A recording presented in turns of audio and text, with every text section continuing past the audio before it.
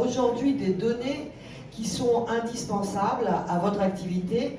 Nous allons le voir pour développer son activité. J'ai le plaisir de retrouver Gabriel Coste, qui est le directeur des systèmes informatiques du groupe Pascal Coste. Ilan Koskas, que je vais y arriver, excusez-moi, je commence à bafouiller, directeur France de la plateforme Booksy, et Stéphane Amaru, que tout le monde connaît, mais que je représente, qui est expert en formation continue. Bonjour messieurs, je me sens un peu seule, mais bon. Alors, Pascal, vous avez rejoint... Oui, Gabriel. Pascal, c'est le frère. Désolé.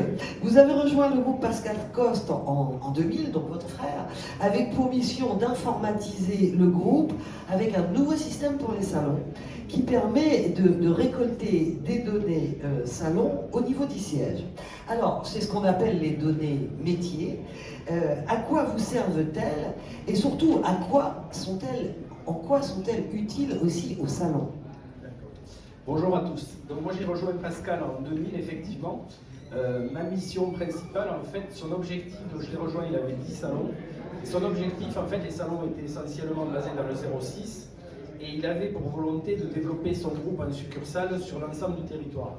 Et il a très vite compris qu'en fait sans la data et sans la donnée, il serait très difficile de gérer une succursale en étant basé à Nice avec des salons potentiellement placés à Paris, Bordeaux, Toulouse.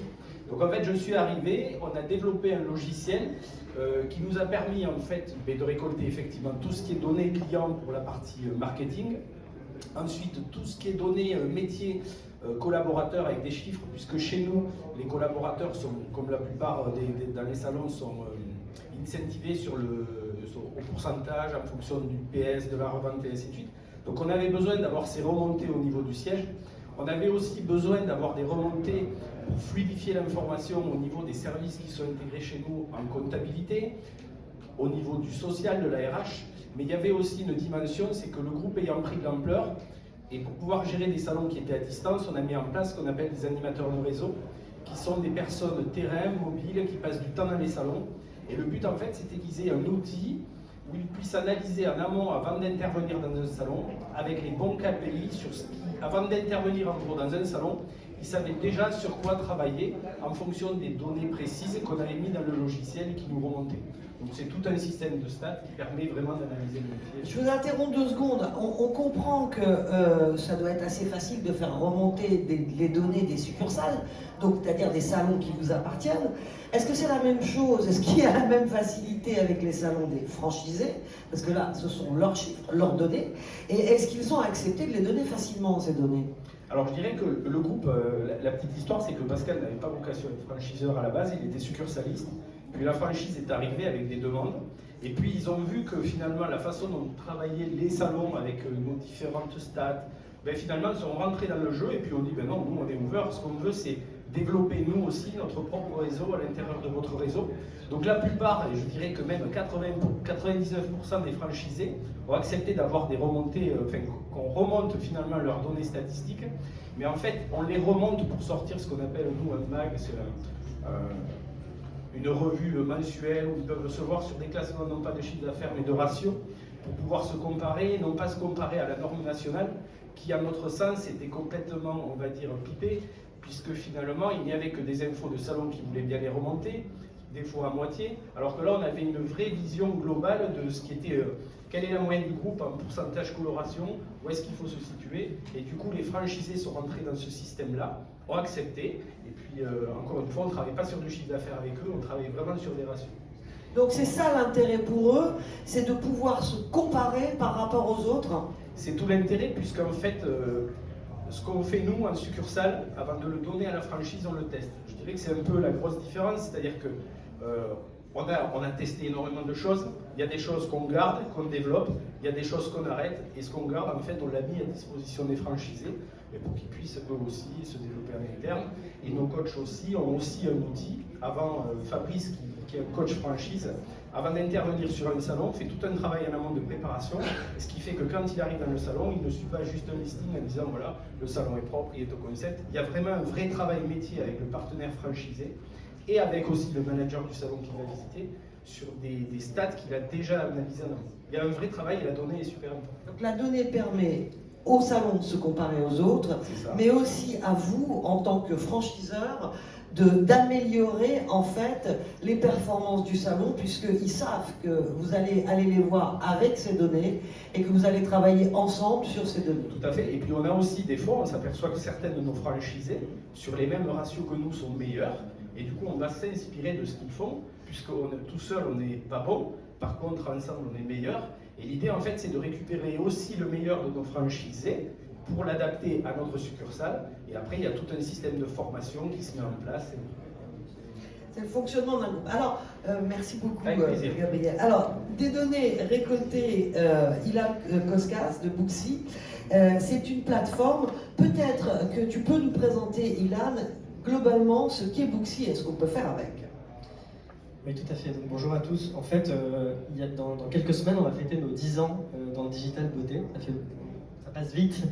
Il y a 10 ans, on lançait la première plateforme de réservation beauté qui visait à faire de la réservation, mais aussi et surtout à collecter de la donnée pour pouvoir l'exploiter. Puisque ça fait très longtemps qu'on est convaincu que la clé de la réussite quand on a un salon, c'est la fidélisation. Donc, ça passe par un fichier client, ça passe par vulgariser ce qu'on appelait avant, et que dans les grands comptes, on parle souvent de CRM, d'outils de gestion de données, mais on a réussi avec notre solution en fait, à amener ça à la portée de tout indépendant dans la beauté. Donc ça, c'est ce qu'on a fait pendant la première période.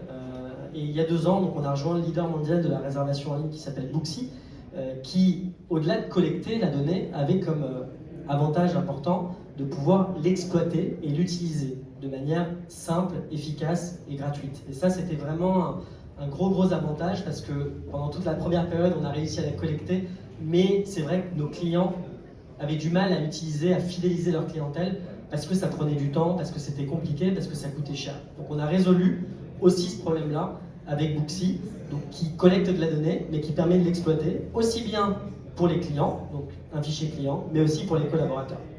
Et aussi, que ce soit pour les salons de coiffure, mais aussi les salons d'esthétique.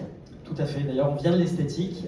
C'est un événement comme celui-là qui est assez révélateur. On rencontre aussi bien et on travaille aussi bien avec des instituts que des salons de coiffure ou des spas. Alors, exploitation des données, clients, collaborateurs.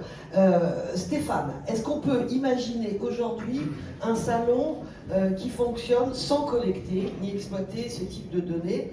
Et peut-être tu peux nous expliquer les avantages que tu vois à utiliser les données d'une plateforme comme ça, aspirée par Booksy. Bonjour tout le monde, en tout cas merci de me faire venir, en tout cas pour donner mon petit témoignage. Moi, c'est vrai qu'on a les rois des données entre Gabriel et Ilan, parce que évidemment je connais très bien Gabriel et je connais très bien Ilan aussi. Et moi au milieu je suis formateur, donc du coup ça m'intéresse particulièrement. Moi je suis formateur souvent d'indépendants. Et c'est vrai qu'avant les données étaient basées uniquement sur les gros groupes comme Pascal. Qui avait les moyens. Oui, qui avait les moyens. Et je pense que moi je travaille avec Booksy depuis un petit moment, puisque j'étais avec Youth aussi, donc ça fait une dizaine d'années qu'on est ensemble. Et du coup j'ai pu suivre l'évolution et ça a permis en tout cas aux indépendants de grossir aussi. C'est-à-dire qu'en fait, aujourd'hui, automatiser son business me paraît une évidence. C'est-à-dire que passer à côté, c'est se mettre une épine dans le pied, demain c'est un pieu. C'est pour ça qu'il faut s'y mettre très rapidement. Et les avantages qu'il y a, ils sont nombreux. Hein. Je vais être obligé de passer assez vite parce que... Explique. Oui, je vais l'expliquer. Souvent, on se fait un monde de la data en disant, on appelle ça la data, mon Dieu. Mais c'est vrai que le mot fait peur. Le mot fait peur. Le mot fait peur et c'est vrai qu'il n'est pas engageant, j'avoue. Mais derrière tout ça, il y a plusieurs choses. Il y a la fidélisation client qui est une évidence, puisque relancer les anciens clients me paraît presque plus intelligent que d'essayer d'avoir des nouveaux clients, alors que souvent on cherche à avoir des nouveaux clients, alors que c'est moins cher de relancer des anciens clients. Grâce au logiciel aujourd'hui, on arrive à faire un marketing automatisé, c'est-à-dire aller chercher des clients qui ne sont pas venus depuis 4-5 mois, les relancer, leur faire une offre, combler des trous, c'est-à-dire qu'il y a des trous dans le calendrier, le logiciel est capable d'aller chercher ces trous, de les combler, d'arriver aussi à le rendre intelligent, ça veut dire de placer des rendez-vous sans perdre des demi-heures, mais pas que ça. Puisque ce que je vois moi comme intérêt, c'est le business là-dedans, bien sûr, et ça permet de grossir son panier moyen d'une façon extraordinaire, puisque le logiciel, en tout cas avec lequel je suis, qui est Booksy, lui permet, quand le client prend rendez-vous en ligne, et avant c'est vrai qu'il y a 10 ans on se disait, mais attends, ils ne prendront jamais rendez-vous en ligne, faux, hein, puisque aujourd'hui, réserver 24 heures sur 24 me semble être un service à client, hein, c'est-à-dire que c'est même pas un service au salon, c'est un service à client, parce que on travaille tous, et je veux dire, aujourd'hui, s'il faut appeler pendant que je travaille, enfin voilà, je trouve que c'est devenu la norme. C'est devenu la norme, donc c'est acquis. Et aujourd'hui, arriver à grossir son panier moyen, arriver à fidéliser ses salariés à travers ça, parce que moi je veux parler de ça surtout, eh bien en fait, aujourd'hui, si le client prend rendez-vous, on va lui automatiquement, ce qu'on appelle le menu option, qui est unique à Booksy, va automatiquement proposer un service complémentaire où le client va pouvoir cliquer dessus, et il est plus facile finalement de le proposer à travers une plateforme, bizarrement, qu'oralement.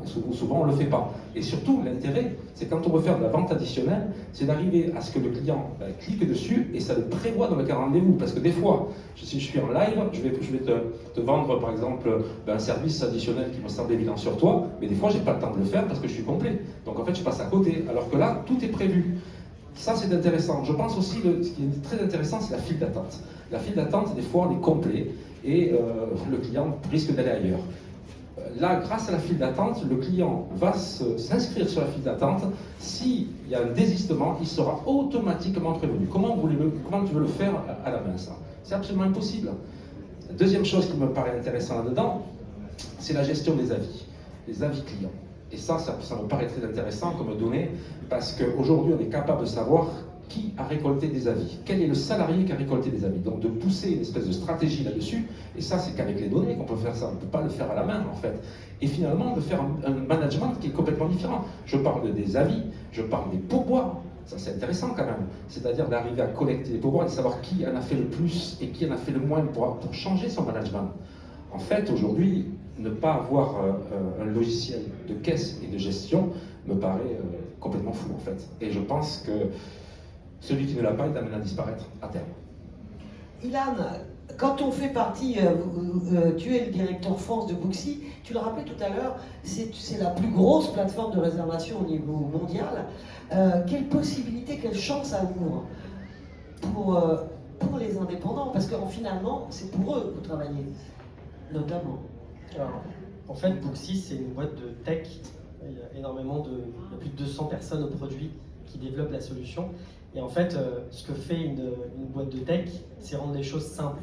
Ça peut paraître étonnant, mais c'est rendre les choses accessibles. C'est-à-dire qu'on va essayer de vulgariser le fichier client. Si on prend l'exemple du fichier client, qui est la data essentielle d'un salon, être capable de reconnaître les 3 catégories de clients qu'on trouve finalement dans un salon qui sont, ça va vous parler, hein, mais effectivement les clients réguliers, le système est capable de repérer les gens qui viennent régulièrement, les clients un petit peu plus infidèles qui ont loupé une récurrence ou qui ne sont plus venus pour une raison ou une autre, et puis les clients dormants.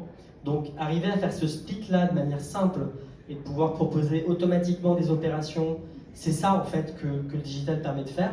Donc ça c'est une première chose, c'est la segmentation de son fichier client. Et ensuite, je parlais tout à l'heure d'actionner la data. Une fois qu'on a collecté, classé son fichier client en fonction de différents critères, des segments, on va pouvoir leur envoyer des messages. Et ça, cette partie-là, en fait, ce que Booksy apporte avec tout cet arsenal numérique digital, c'est cette capacité à communiquer facilement. Là où il y a quelques années encore, être capable d'envoyer un email qui soit propre, qui soit travaillé, sur lequel on n'a pas le temps forcément de passer du temps. Donc c'est ce que Booksy amène aujourd'hui, c'est cette capacité de faire des choses qui étaient accessibles au plus grand compte il y a quelques années et qui aujourd'hui sont accessibles à tout indépendant qui peut s'équiper de ce type de solution à un tarif accessible. Donc on va pouvoir faire des campagnes marketing, relancer les clients et avoir des actions différenciées en fonction des différents segments qu'on a cités tout à l'heure. Donc si je prends les 3 exemples, je vais juste aller un petit peu plus loin pour qu'on comprenne exactement de quoi on parle, mais ces clients réguliers, ceux qui viennent déjà souvent, on ne va pas leur proposer la même chose que les clients qui sont infidèles. Les clients réguliers, on va pouvoir avoir tout un tas de mécaniques pour augmenter leur panier moyen. Donc on va mesurer en fait qu'est-ce qu'on peut leur proposer pour augmenter le nombre de services, le nombre de produits qu'ils ont l'habitude d'acheter. Les clients infidèles, pour le coup, on va leur proposer un autre type d'opération. Les clients dormants également. Donc on va à chaque fois s'adapter à ça. Et c'est vrai que, comme le disait Stéphane tout à l'heure, souvent j'ai des clients qui viennent me voir en me disant « Comment on fait pour avoir des nouveaux clients ?» Et je leur réponds souvent « Arrêtez de chercher des nouveaux clients.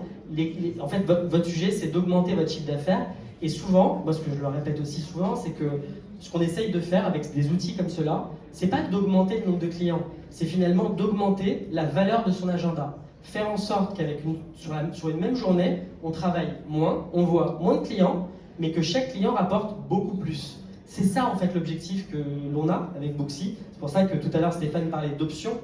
Typiquement, si au lieu de recevoir 10 clients, j'en reçois 5, mais que chacun va avoir un panier moyen qui est beaucoup plus important, je pense que tout le monde ici serait très content. On travaille moins d'efforts pour avoir le même potentiel, voire plus de chiffre d'affaires.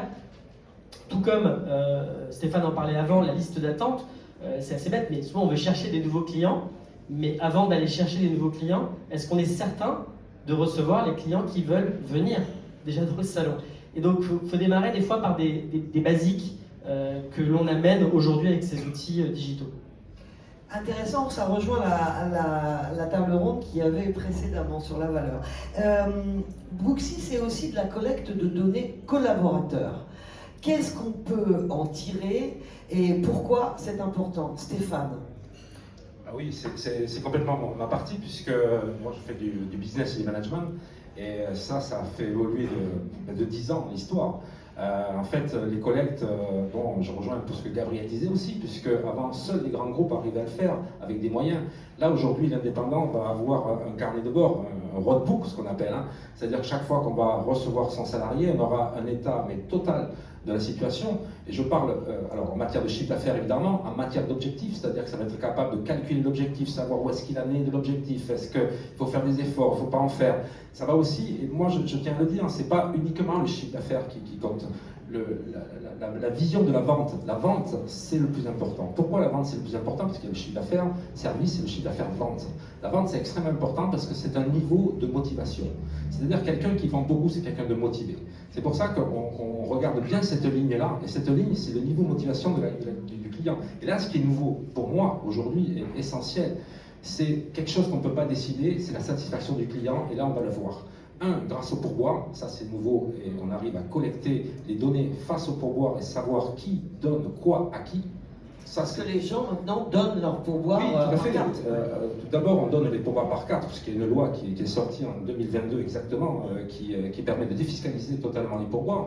Donc du coup, le logiciel est capable de séparer pourboire et chiffre d'affaires. Et ça, c'est particulièrement intéressant en matière de management, parce qu'en réalité, si je regarde l'état des pourboires de chaque collaborateur, là, je vois la motivation, je vois qui s'occupe de mieux, et là, on va développer ce qu'on appelle les soft skills.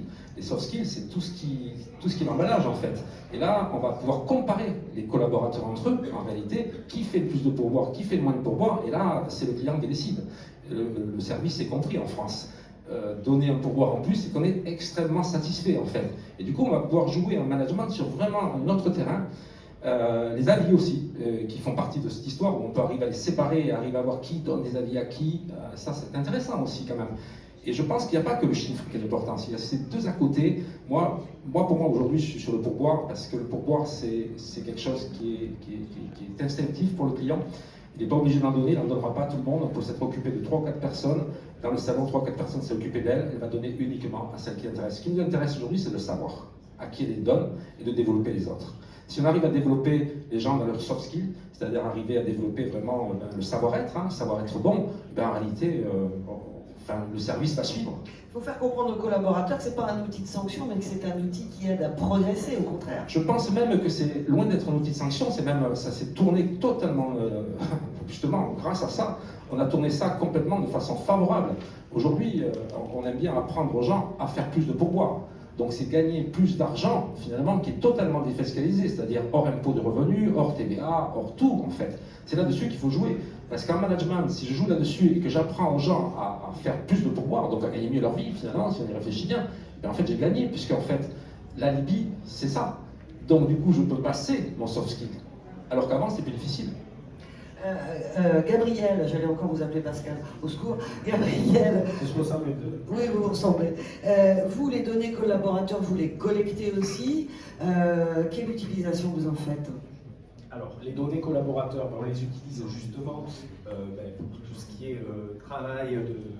En fonction des ratios, en fait, on peut très vite voir, par exemple, en comparant un salon avec un autre, rien que sur son pourcentage de coloration, quand on rentre un nouveau service, on va voir des salons qui vont surperformer d'autres un peu moins. Mais du coup, ça va être un peu une alerte et on va dire, tiens, peut-être qu'il y a un souci de formation dans ce salon-là, peut-être que ce nouveau service, finalement, ils ne le vendent pas parce qu'ils ne le maîtrisent pas. Donc, au niveau des données collaborateurs, ça peut faire partie des données collaborateurs. Une de mes premières missions, en fait, c'est que quand on veut faire du marketing, souvent on joue avec de la promo. Et dans la coiffure, en fait, quand on balance de la promo et qu'un client vient, et des fois, si on balance à plusieurs clients viennent, et vos coiffeurs, en fait, se retrouvent en face de clients qui ont une réduction. Et au lieu de payer 50 €, vont payer 40. Et aujourd'hui, sur la plupart des logiciels qui existent, la réduction est directement appliquée sur le collaborateur. Donc par exemple, si le client doit payer 50 et qu'il va payer 40, ben, le coiffeur, s'il n'a pas de chance aujourd'hui et qu'il se tape les 3 ou 4 clients qui ont de la promo, ben, va se retrouver finalement avec son chiffre d'affaires dégradé par rapport à un autre qui aura eu la chance, dans le sens d'arrivée des clients, de prendre des clients qui n'en avaient pas. Donc pour régler ça, en fait, on a créé nous, une sorte de mutualisation des réductions. En gros, si un client vient et au lieu de payer 50, va payer 40, si j'ai 2 collaborateurs dans le salon, ça ne va pas faire moins 10 à 1, mais ça va faire moins 5 et moins 5. Et comme la publicité tourne et que les clients tournent, on n'a pas le côté où le collaborateur fuit le client qui finalement est revenu avec de la promo qu'on a relancé avec du marketing. Et je voulais dire autre chose aussi sur la fidélisation. On aura beau envoyer le bon message au bon moment. Pour moi, la fidélisation, c'est déjà donner envie à un client qui est venu une première fois de venir une deuxième fois avec le travail qu'on a effectué sur lui. Vous aurez beau lui envoyer le bon message au bon moment, si on a loupé ce qu'on a fait, si le collaborateur n'a pas été à 100% avec son client, ce client ne reviendra pas. Donc avant de travailler effectivement sur tout ce qui est marketing, relance, message, bon moment et ainsi de suite, c'est déjà vérifier qu'un salon, on est capable d'accueillir un nouveau client et déjà de faire, alors moi c'est pas mon métier, là je suis moi plus dans la data, mais je vois un peu ce qui se passe et nous je sais qu'on axe énormément sur la formation des collaborateurs. Alors, le groupe Pascal Coste, c'est aussi un site de e-commerce que vous avez créé. Qu'est-ce que ce site apporte au groupe et à ses salons en matière de données? Alors, la petite histoire, en fait, Internet, on regarde un peu toujours ce qui se passe. Il y a quelques années, on a vu un phénomène avec Pascal arriver, c'était des gros sites étrangers qui commençaient à arriver et un peu inonder le marché français. Donc là, on n'a pas eu d'autre choix finalement que de se lancer là-dedans. On n'y connaissait rien, on a démarré de zéro. Et petit à petit, en fait, on a construit le site internet, puis on l'a développé, et puis on a appris la logistique, on gère tout en interne, et puis on gère.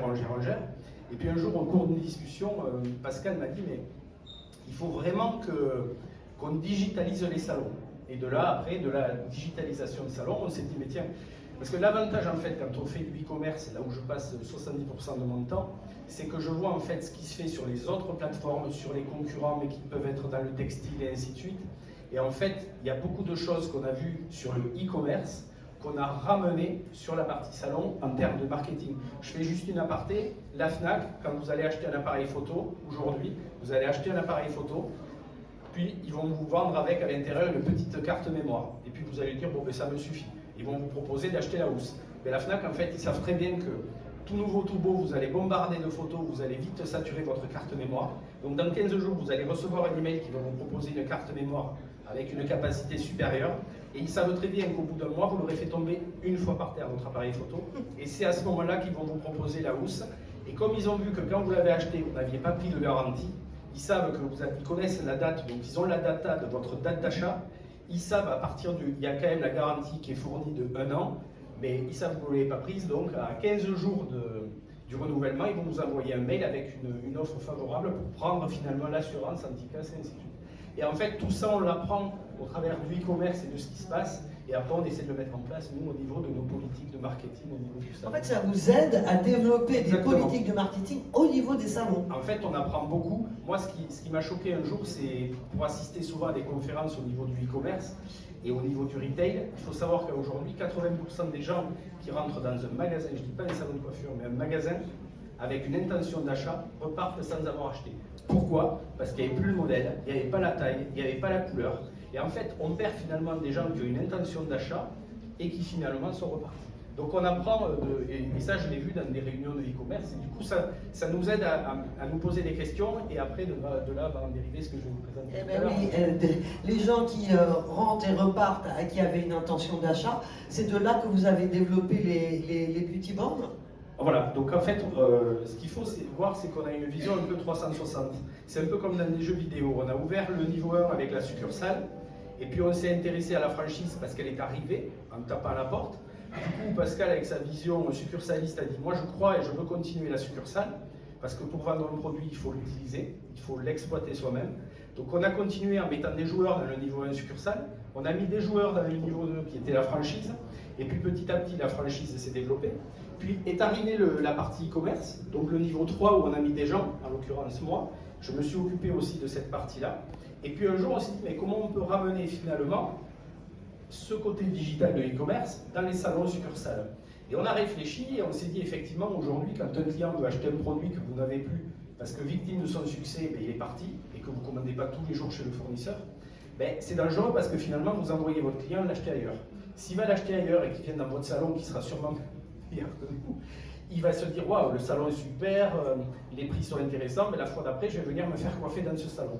Donc derrière un produit qu'on ne vendait pas parce qu'on ne l'avait plus, on envoie indirectement ses clients chez un concurrent. Donc là, du coup, on a dit, tiens, on va ramener le digital et les bornes dans les salons. Et en fait, ça nous permet de faire un CA additionnel qui est juste exceptionnel par an, où en fait, il y a zéro rupture de stock. Et on a balayé le problème où une cliente qui veut un produit qu'on n'a plus, à qui je viens de faire shampoing coupe brush, voire couleur, qui veut acheter son produit, même si je ne peux pas lui donner à l'instant T parce que je ne l'ai plus sur l'étagère, elle peut le commander sur la borne, elle reçoit son produit le lendemain, et je sais très bien qu'elle a fait shampoing coupe brush couleur chez moi aujourd'hui, elle va pas se laver les cheveux ce soir. Donc j'ai balayé le problème, si vous voulez, du délai de livraison. Et du coup, nos coiffeurs sont plus incentivés dessus. Oui, et j'allais vous poser la question.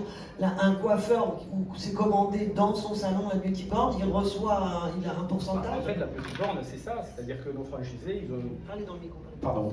Nos franchisés ont plusieurs tablettes. C'est des trucs qui valent 40 € sur les sites la Fnac, tout ça. Et en fait, ils ont une interface web avec des visuels coiffure où ils vont pouvoir aussi faire de la consultation avec leurs clients dessus, voir les visuels hommes, femmes, franges, et ainsi de suite, pour déjà valider visuellement et être sûr qu'ils ont bien compris ce que voulaient les clients. Et puis derrière ça, ils vont pouvoir proposer des produits qu'ils n'ont pas forcément dans le magasin, ou du matériel. Et puis voilà, et donc du coup, ça fait de la vente additionnelle sur les salons. Alors je vais vous poser une question vacharde. On dit que pour bien vendre un produit, il faut bien le connaître. Tout à fait. Alors s'ils ont des milliers de produits à vendre, ils ne peuvent pas bien les connaître. Mais justement, alors je me suis impliqué dans l'ergonomie de cette interface. En fait, aujourd'hui, c'est pareil, vous allez me dire dans un salon de coiffure, s'il a un produit sur l'étagère, à part retourner le produit et mettre des lunettes pour lire ce qui est écrit en tout petit, sur les conseils d'application, ça va être très compliqué. Là, l'intérêt de la borne, c'est qu'en fait, ça va segmenter. Si je cherche un produit, une mousse qui donne un effet bouclé, je vais faire ma requête avec 2 filtres, et là, j'ai l'ensemble des produits qui correspondent à mousse pour cheveux bouclés, et je vais avoir directement, je peux cliquer sur le produit, il y a des vidéos, des descriptifs, etc. Donc c'est vraiment de la digitalisation de salon. Ça n'existe pas. C'est un système en fait qui n'existe pas aujourd'hui, mais dans beaucoup de commerces.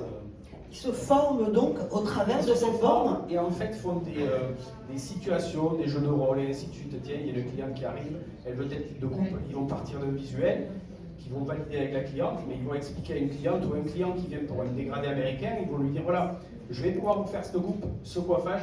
Vous allez ressortir du salon, vous aurez ce type de coiffage, mais vous voyez là, il a utilisé une cire qui donne un effet mat. Ben, vous allez ressortir du salon, vous serez exactement comme ça, voire mieux. Mais par contre, moi je vous conseille chez vous d'utiliser tel type de produit. Pour une fois que vous êtes lavé les cheveux, utilisez ce type de cire pour avoir le même effet jusqu'à votre prochaine visite la fois d'après. Donc en fait, c'est vraiment un outil d'aide à la proposition, au diagnostic, et on accompagne vraiment le client là-dessus. Est-ce que vous avez déjà regardé le pourcentage de vente dans les salons qui sont équipés de beauty born qu'elle représente? En moyenne, nos salons sont, je crois, à 17% de chiffre d'affaires vente. Et alors, dans les bornes, c'est comme tout, c'est la règle des 80, c'est-à-dire qu'il y a des salons qui surexploitent l'outil, d'autres moyennement et d'autres pas du tout. Donc c'est là où nous on intervient, puisque pareil, on a des remontées de stats et on dit tiens, dans ce salon, c'est étonnant, il est positionné dans le même type de galerie que tel autre salon. Et puis, du coup, on intervient, on envoie un coach, ils les forment, ils prennent conscience que l'outil est, à mon sens, indispensable aujourd'hui, et puis c'est du CA additionnel. Et alors, ces bornes, vous avez pris la décision de les proposer aux indépendants? Disons que dessus, il y a 200 marques, 10 000 produits, donc là-dessus, c'est comme si j'avais l'équivalent d'un entrepôt de 3000 m², avec des produits que je peux vendre aujourd'hui, mais que je n'ai pas encore achetés. Le principe est simple, ça coûte 40 € par mois d'abonnement. Et en fait, on peut sélectionner les marques qu'on veut pas. On peut choisir les coefs de vente. Donc par exemple, un produit, je sais qu'il va m'être facturé une fois qu'il aura été vendu 10 €. Je sais qu'il est conseillé de le vendre à 20. Donc je vais paramétrer mon coef à 20. Donc je suis dans mon salon, je fais le conseil de vente. Le client veut une marque que je n'ai pas, je lui propose sur la borne. S'il veut une marque que j'ai, je lui vends les produits que j'ai dans le salon. Mais l'intérêt, c'est qu'en fait, il encaisse avant de décaisser. C'est-à-dire qu'aujourd'hui, il va encaisser ses 20 €. Et dans 15, on va gérer la logistique, le client va être livré le lendemain. Et il va recevoir, lui, une facture dans 15 jours qui lui dit, voilà, on a expédié le produit pour vous, vous nous devez 10 €. Voilà un peu, j'ai essayé de le symboliser. Voilà comment ça marche. Et c'est surtout ce qui est surutilisé, c'est toute la partie visuelle coiffure. Parce que ça, c'est vraiment une aide. Et c'est plugué directement sur les tendances du moment, sur tout ce qui est capillaire, avec les tendances et ainsi de suite. Donc tous les tableaux, c'est un peu comme du Pinterest. Tous les tableaux sont vraiment actualisés par nos coachs, nos formateurs qui les Les actualisez très régulièrement. Non, mais allez-y, vous les actualisez très régulièrement, d'accord. Et vous comptez en déployer combien de ces beauty boards? Aujourd'hui, 100% du parc succursal est installé. 90% du parc est installé aussi en franchise. Et je dirais juste une aparté aussi sur le rachat du groupe Shampoo qui s'est fait il y a un peu plus d'1 an et demi.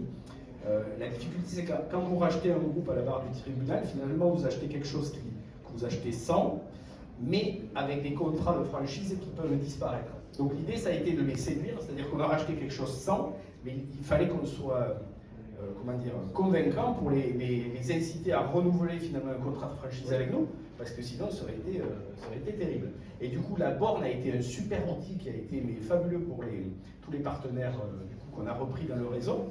Et puis, du coup, ils ont pris aussi ça, donc ça a été 100% de transformation. C'est particulièrement, ou c'est plus adapté aux salons qui sont implantés dans les centres commerciaux? Pas vraiment, non, au contraire. Au contraire, ça peut s'adapter à tous les types de salons. Comme bien même une coiffeuse à domicile, dans l'absolu. Et puis je dirais qu'elle aura plus de taux de transformation de vente que nous dans les salons, puisqu'une fois qu'on rentre chez le client, on sait très bien que quand on a mis le pas chez un client, une fois que j'ai fait son shampoing couvrage couleur, si je lui propose des produits en lui disant regardez, j'ai mon propre site internet puisque c'est en marche blanche, vous aurez vos produits demain, la cliente, il y a de fortes chances qu'elle me dise oui, je vous prends votre routine capillaire. Donc vous allez le proposer aussi aux coiffeurs à domicile? On ne se l'interdit pas, ça c'est clair. D'accord. Mais après, bien sûr, on peut choisir les marques, on peut en enlever, on peut piloter. Alors, on commence à parler de l'intelligence artificielle dans la collecte des données. Quand on s'appelle Booksy, est-ce que c'est déjà quelque chose qui existe? C'est quoi les évolutions d'une plateforme comme Booksy? Quelles sont-elles? En fait, on a déjà des routines d'intelligence artificielle qui existent dans l'outil qui, en fait, suggèrent des comportements ou des actions aux professionnels. C'est-à-dire que typiquement, je vais prendre un exemple très concret, si on se rend compte qu'on a quelques annulations de rendez-vous, quelqu'un qui ne vient pas, une fois, deux fois, au bout d'un moment, le système va lui envoyer automatiquement un message interne dans l'outil, une notification en réalité, pour lui dire ça serait bien de sécuriser vos rendez-vous. Vous savez qu'il y a une fonctionnalité qui existe pour faire ça, on clique, on l'active. Ça va être la même chose pour tout ce qui est communication dans l'année. Typiquement, dans quelques jours, on va avoir Halloween. Si rien n'a été planifié pour l'occasion, en fait, le système va automatiquement recommander de faire une opération, que ce soit une opération marketing email ou un post sur Instagram, puisqu'on a un espèce de canevas beauté intégré à l'outil. Donc en fait, le système va suggérer et accompagner le professionnel dans l'utilisation. On est déjà dans l'intelligence artificielle. Elle peut prendre encore plus de place, hein, cette intelligence artificielle. C'est quoi les développements demain pour Booksy? Sur quoi vous travaillez aujourd'hui pour rendre, on peut peut-être le dévoiler un tout petit peu, rendre votre plateforme plus performante chaque jour? Allez, dites-nous des scoops, mince. Il y a plein de choses, mais c'est vrai que on parlait de sécurisation des rendez-vous. Aujourd'hui, voilà, Booksy, évidemment, c'est une plateforme de réservation qui permet de sécuriser les rendez-vous, mais en réalité, un des problèmes aujourd'hui, c'est que la réservation en ligne, quand bien même ça fonctionne, ça va représenter, en fonction des salons, entre 30, 50, parfois plus, mais pas beaucoup plus, % des rendez-vous en fait qui sont pris. Et donc en réalité, un client qui veut squeezer le système de sécurisation des rendez-vous, il va appeler en fait le salon et on aura beaucoup de mal en fait, à ne pas accepter un rendez-vous par téléphone. Donc on travaille sur des choses qui permettront également demain de sécuriser, par exemple, les rendez-vous qui sont pris par téléphone ou en face à face, aussi bien que les rendez-vous pris en ligne. C'est un Le exemple. fameux no-show, lutter contre ça. Par exemple. Qui est un des fléaux, d'accord. Gabriel, l'intelligence artificielle, ça vous parle? Alors, moi je la vois tous les jours, puisque dans le e-commerce, en fait, c'est vraiment la tendance, tout ce qui s'appelle les chatbots, tout ce qui va finalement remplacer l'humain, mais c'est pas ce qui, à mon sens, est le plus intéressant. Moi, la data à aujourd'hui, puisque c'était le thème de la réunion qui m'a le plus bluffé ces derniers jours, c'est qu'à aujourd'hui, par exemple, si je veux ouvrir un salon de coiffure, je vais regarder, je vais dire, tiens, je vais ouvrir dans cette rue, je sais que le local de 100 mètres carrés va me coûter tant de loyer, je vais essayer de faire une petite étude, mais finalement, c'est pas très précis. Maintenant, il y a des outils basés d'intelligence artificielle où je vais choisir une rue, je vais positionner mon local, ça va être en mesure de me donner, en fonction des recoupements de téléphones, combien de gens passent dans le sens droite-gauche devant ce commerce-là localisé, combien de gens passent dans l'autre sens sur ce trottoir, combien de gens passent sur le trottoir d'en face et combien de voitures.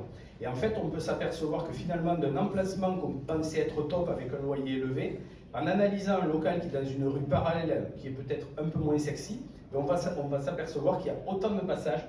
Et en fait, finalement, ça peut aussi dériver et de se dire, mais finalement, pourquoi je me focalise à être là? C'est des idées reçues, c'est la rue où il faut être, alors que pas du tout. Justement, la data, l'intelligence artificielle vous permet justement maintenant d'analyser tout ça et de savoir que voilà, si vous vous positionnez là, ben vous aurez tant de gens qui vont passer devant votre commerce. À vous de faire un beau magasin et puis d'accueillir les clients qui passent devant. Donc c'est une aide aujourd'hui à l'implantation. C'est tout à fait une aide à l'implantation, une aide intelligente, puisqu'en fait l'humain ne peut pas analyser toute la data, il y en a trop, et l'intelligence artificielle en fait va faire une sorte de synthèse et puis lui donner le résultat. Stéphane, au niveau des collaborateurs, qu'est-ce qui pourrait encore évoluer que les données pourraient apporter? Qu'est-ce que tu attends, toi? Moi, j'attends complètement de donner une valeur ajoutée aux collaborateurs pour les fidéliser d'abord, pour qu'ils fidélisent les clients. Parce que fidéliser les clients, c'est fidéliser les collaborateurs en réalité. Si on ne fidélise pas les collaborateurs, on ne fidélisera pas les clients. Donc là, l'idée, c'est d'arriver, grâce aux data, de leur donner la capacité d'avoir un tableau de bord qu'ils n'avaient pas avant. Moi, je ne l'ai jamais connu, ça, c'est-à-dire d'avoir sur son téléphone et sécurisé. C'est-à-dire, ça c'est important de le dire, exactement toutes ses stats, à lui, jour après jour. C'est-à-dire que réellement, il va pouvoir suivre ses objectifs, savoir où il en est, jour après jour. Alors qu'avant, alors des fois il y en avait qui n'avaient même pas d'objectif, donc s'il n'y en a pas d'objectif, on n'y arrive pas de toute façon. Ou alors, on mettait des objectifs à la fin du mois. À la fin de la course, c'est la fin de la course, c'est trop tard. Enfin, je veux dire, si on veut se réveiller, ben, c'est trop tard. Donc du coup, moi je pense qu'aujourd'hui, la réelle nouveauté, c'est que chaque collaborateur a accès au tableau de bord. C'est-à-dire que jour après jour, il peut suivre ses stats, avis, pourboire, objectifs. Où est-ce qu'il en est ses objectifs? Qu'est-ce qu'il faut qu'il fasse? Et ça, pour moi, c'est une vraie valeur ajoutée. Et je pense que fidéliser ses salariés, c'est aussi donner ça. C'est-à-dire la capacité de gagner mieux sa vie. Si je veux les fidéliser, il faut que je les paye bien. On peut tourner autour du pot, il faut bien les payer. Pour arriver à bien les payer, on est capable, comme disait Ilan très très bien, de les faire travailler peu pour qu'ils gagnent beaucoup. Et c'est ça plutôt l'idée. Ils vont préférer travailler peu pour gagner beaucoup que travailler beaucoup pour gagner peu. Ça, c'est une évidence. Mais justement, il faut-il y arriver aussi. Pour y arriver, on a besoin de la data. C'est-à-dire que grâce à ces tableaux de bord, on va être capable de les monitorer réellement en live. Et ça, pour moi, c'est nouveau, c'est-à-dire que le soir, il a la capacité même de se remplir son cadre de rendez-vous, et de façon sécurisée, c'est-à-dire que sans avoir accès au fichier client. Oui, parce qu'il y a ça aussi. C'est-à-dire que si c'est pour avoir tout le fichier client sur le téléphone du collaborateur, voilà, c'est pas très malin. Là, on a la capacité de sécuriser ça, et que le collaborateur n'ait pas accès au fichier client, mais par contre, qu'il puisse interagir sur son carnet de rendez-vous, qu'il puisse interagir sur ses lignes d'objectifs, sur ses ventes, sur la totale. Ça veut dire que même le collaborateur, quand il arrive en réunion, il est presque autant, sinon plus au courant que moi des chiffres. Et ça, je pense qu'on avait besoin, pour les collaborateurs, de leur donner un côté... Bon, c'est bien les coiffeurs artistes, hein, on est pour, mais on est quand même plus pour ceux qui ramassent quand même. Hein. Et quelque part, oui, je crois qu'il faut se le dire quand même, parce qu'à un moment donné, il y a des périodes à tout. Là, aujourd'hui, on a besoin de ramasser un peu. Et pour ramasser un peu, on est capable, disons, de monter nos paniers moyens, de motiver nos équipes, positivement, sans que ce soit négatif l'histoire, et que ça puisse leur faire gagner leur vie. En fait, moi si j'ai un salon... C'est du partage d'informations nécessaire. Ah mais c'est complètement du partage, c'est de la transparence d'information, je dirais bien. C'est-à-dire que s'il n'y a pas de transparence d'information, je n'y crois pas. Voilà, soyons honnêtes. C'est pour ça que qu'il l'ait jour après jour, c'est idéal. Parce que justement, il va pouvoir se suivre. Et c'est presque une drogue le truc. Parce qu'il va le regarder très souvent. Et c'est juste une culture à avoir. Hein. Et aujourd'hui, je pense que concrètement, notre but, c'est d'enrichir nos salariés pour s'enrichir. Si j'enrichis mes salariés, je vais m'enrichir. Si c'est bien calculé cette histoire. Et pas de les faire travailler trop. Donc pour pas les faire travailler trop, leur faire bien comprendre que c'est pas moi qui les paye, c'est eux qui se payent avec leur chiffre d'affaires. C'est eux qui se payent, c'est pas moi qui les paye. Moi je fais juste que transvaser en fait, en réalité. Mais la culture elle est là. Et je pense que grâce à ces nouveaux outils, c'est d'arriver à leur donner ce côté 50% business nouveau et 50% artiste. Pas uniquement artiste, au doigt mouillé, où finalement, oh, t'es pas arrivé à tes objectifs. Là, on a une vraie stratégie et je pense que grâce au logiciel, eh bien, en fait, on s'en sert au niveau management de façon incroyable et ça nous permet de fidéliser les salariés parce qu'on leur fait mieux gagner leur vie, on les fait mieux suivre leurs chiffres, on leur fait mieux comprendre justement eh bien, qu'en fait, c'est eux qui se payent et pas moi qui les paye. Et que finalement, ils peuvent se payer plus, ils peuvent même choisir leur paye. Ils peuvent voir les axes d'amélioration. Mais carrément. Et vous, l'employeur, êtes force de proposition en matière de formation pour améliorer justement. Complètement. Et je pense qu'avant, il fallait qu'on affiche, vous savez, et tout le monde ne le faisait pas, hein, soyons honnêtes, hein, il fallait qu'on affiche les chiffres, le service, les ventes dans la salle de repos. Mais là, aujourd'hui, il l'a sur son téléphone. Je veux dire, c'est un service, ça. Il l'a sur son téléphone, il va le suivre en live, on lui demande de le suivre en live. Justement pour être capable de savoir où est-ce qu'il en est le matin, où est-ce qu'il en est l'après-midi, où est-ce qu'il en est le soir de ses objectifs. Et là, on a une courbe très claire. Ça ne génère pas de stress de suivre en live comme ça? Ah. Ça génère. Non, mais on peut se poser la question. Mais moi, je vais te le dire. Ça génère un stress qui est positif. Parce que quelque part, c'est pour mieux se payer aussi. À un moment donné, on ne faut pas se plaindre de tout. Ne pas se payer, de trop se payer. Enfin bon, à un moment donné, il faut bien y arriver quand même. Donc à un moment donné aussi, ça ne génère pas un stress, ça génère justement une envie de le faire. Arriver à avoir envie de faire mieux en regardant sa ligne. Et moi, je pense que ça génère de la fierté. Et pas du stress. Je le vois différemment. Gabriel, vous faites ça aussi dans le groupe Pascal Coste? Alors oui, comme je l'ai expliqué, en fait, on a plusieurs types de salons, et en ayant récupéré des salons, on a aussi récupéré des contrats de paye qui étaient existants avec des systèmes de primes différents de ce qu'on calculait nous en Pascal Coste. Et en fait, c'est vrai qu'un collaborateur aujourd'hui veut savoir combien il va gagner. Mais en fait, on a mis en place sur le soft un outil où il dit voilà, je veux tel salaire. Et en gros, il sait en amont combien logiquement de jours il va travailler dans le mois. Donc il va rentrer le salaire qu'il veut, le nombre de jours où il est potentiellement où il va être présent. Et il sait, ça va lui dire voilà, il faut que tu fasses, si tu veux ça, il faut que tu fasses tant par jour en PS. Et si tu veux ta prime vente, que tu travailles le nombre de jours que tu as dit que tu allais travailler. Donc déjà aussi ça les responsabilise, ça leur donne l'idée de si tu veux ça, pour arriver à ça, il faut que tu travailles tant de jours. Ou alors, si tu enlèves un jour ou deux parce que tu n'es pas là, il va falloir, si tu veux toujours ça, il va falloir cravacher les jours pour compenser ces 2 jours où tu n'étais pas là. Et en fait, ça a créé aussi une dynamique où finalement, j'ai la transparence. En fait, je sais ce que je veux. Maintenant, c'est à toi, mon coco, de dire, voilà, pour arriver à ça, regarde, le salon il est ouvert, à toi de venir, à toi de bosser. Les clients, nous, on fait en sorte de les faire revenir les anciens, de faire de l'acquisition de nouveaux aussi, et puis à toi de faire le job. Donc, transparence, et dans ce cas-là, ça se passe super bien. On parle beaucoup, ça va être avant de prendre les questions du public, de la suppression de la caisse, de l'espace caisse. Quelque chose qui revient régulièrement. Alors, on va retrouver où toutes ces datas? Où est-ce que vous allez les capter? Dans les téléphones? Dans les tablettes? La caisse en tant que telle, ça n'existe plus en fait aujourd'hui. Les caisses sont aujourd'hui sur un téléphone, sur un ordinateur, sur une tablette. Il n'y a plus vraiment de caisse comme on l'imaginait avant. Voilà, donc ce problème a été résolu déjà et ça nous a permis d'ailleurs de digitaliser beaucoup plus vite des professionnels qui n'avaient pas envie de s'équiper d'une caisse comme on l'imaginait avant. Donc ça résout énormément le problème. Oui, je voudrais dire un mot parce que, en fait, le numéraire va disparaître, soyons honnêtes, on va pas se tourner. Moi, quand j'ai commencé mon métier dans les années 80, donc c'est un petit moment, on avait quoi, 85% de cash dans la caisse. Là, on a 5%, enfin, on n'a plus rien en fait, et à un moment donné, ça va disparaître. Donc il ne faut pas jouer là-dessus, il faut jouer différemment. Aujourd'hui, c'est 65% des gens qui parlent en carte bleue à code. Voilà, on en a près de 68 en carte bleue sans code, sans contact, et à peu près 15 avec le téléphone. Donc voilà, je pense qu'à terme, va falloir se passer du numéraire, et puis tant mieux, j'ai envie de dire.